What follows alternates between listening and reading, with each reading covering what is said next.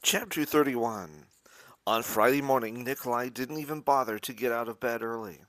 What was the point? It wouldn't be possible for them to finish the job by sunset anyway. There were just too many barrels of water to bring into camp by the time the Sabbath would begin. It didn't seem to matter that Nikolai had prayed and worked hard all week again, stretching every fiber of his being to add to the number of barrels needed. It had all been for nothing. Finally, just after dawn, Nikolai got up and headed for the kitchen. There was no sense of urgency now. He could afford to get some breakfast this morning. On his way to the kitchen, another prisoner called out to him, "You'd better go to the stables and check on that old ox. I think he's gone crazy. He's making a lot of racket in there." Nikolai stopped in his tracks. He wanted to ignore the man's announcement, but a faint hope of something a week old flickered in his heart. It wasn't possible, was it? Could Maxim be thinking of trying to run a repeat performance? Nikolai turned and headed for the stables. And the closer he got, the more optimistic he became. Old Maxim was indeed going berserk, if that was really him making all the noise. It sounded as if he was trying to pull the stable down, posts and all. "I don't believe it!" Nikolai yelled, rushing through the door of the stable. There stood Maxim, yanking on his chain and pawing at the ground impatiently. Nikolai surveyed the scene for a moment, and then he flew into action. If old Maxim wanted to haul water barrels, then it was what they would do.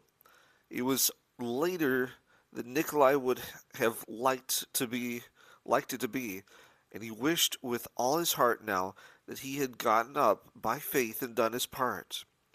But he had not, and so he had to make up for the hour or so he had wasted in bed, if God would be so merciful. It was a strange and almost comical feeling.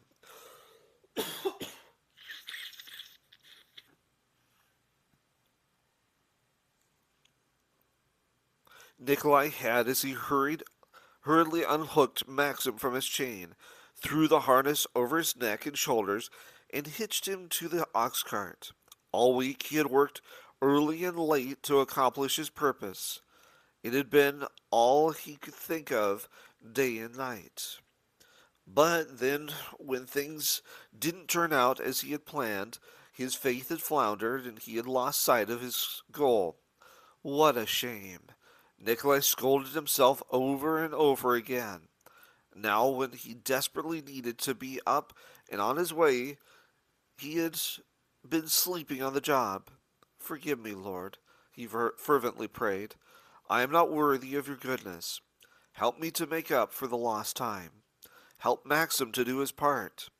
He's more worthy of your grace than I."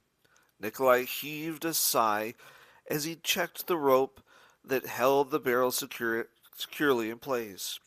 Sometimes dumb animals weren't so dumb.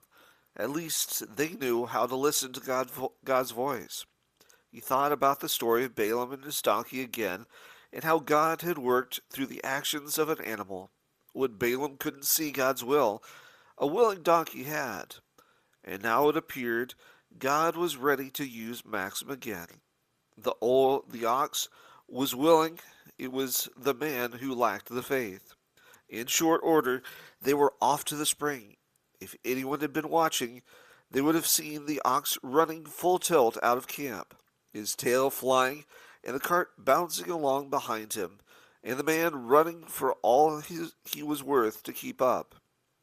It was as if the ox were on a mission, and indeed he was. No longer did it appear as if the man was in charge. Clearly the ox was in control, in determining the pace at which they would work.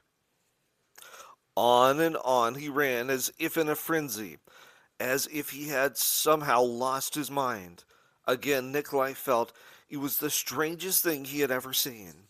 It was as if the angels had built a fire under old Maxim and ignited his spirit to fulfill God's will and greatest wish. that Nikolai be rewarded for his desire to honor God's holy Sabbath.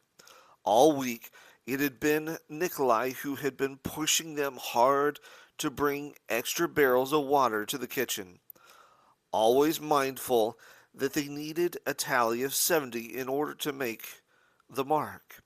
And all week, Maxim had done his part. But more often than not, he had worked with less energy than Nikolai wished he would. Now it was Friday again, the preparation day, and Maxim was on a mission. The trip to the spring for the first load of water was run in record time. It was not a complete surprise that Maxim was running helter-skelter to and from the spring. Nikolai had witnessed him acting this way the previous Friday, but it was a shock that he was doing it for the second week in a row. It helped to remove any doubt in Nikolai's mind that such a thing might have been a freak accident the week before. As Nikolai ran panting behind the cart all the way back to camp, he had to admit that God works in mysterious ways. As everyone in camp watched Nikolai and Maxim, it confirmed in their minds, even more than the week before, that the God of heaven was again working on Nikolai's behalf. How else could it be interpreted? Since entering the camp, Nikolai had been a living testimony of determination and loyalty. The colors of his character were beginning to become obvious to everyone, prisoners and guards alike.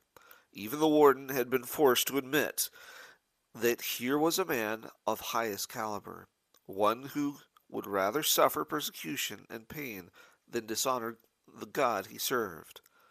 And now again, they were witnessing a miracle in action, evidence of the power God was willing to demonstrate on Nikolai's behalf. It was a strange and unusual sight, man and ox running full speed into the camp, the ox rolling along with two full barrels of water on board. And it was equally bizarre to see Maxim turn the ox cart around and head back to the spring as soon as the full water barrels were taken off and empty ones dropped into place.